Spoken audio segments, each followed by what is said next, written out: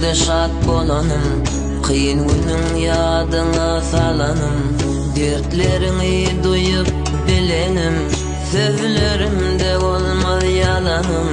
Sen dostum, can dostum. Gözleriňde güni seredin, ýaşyňyzy gitsin yaradan.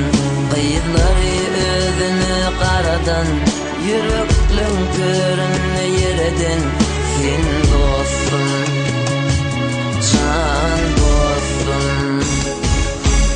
Ömrümü dostum sana hormat koyarım. Vefaly dostum sana şunlap diyerim.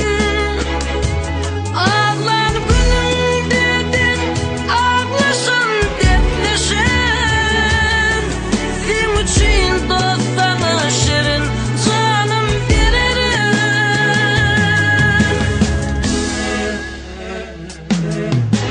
Can dostum, yürekten söylerim sana vefaly.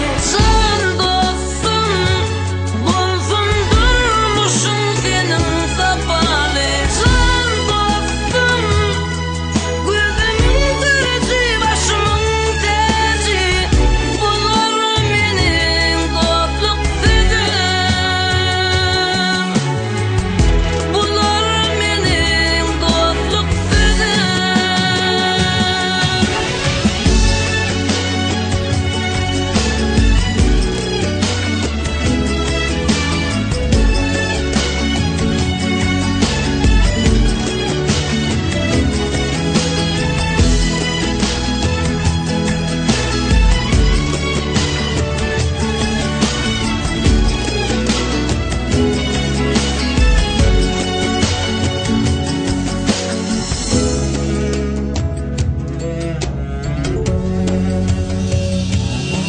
Sözleri göwnüňi götüren, haýyşyň işiňi bitiren.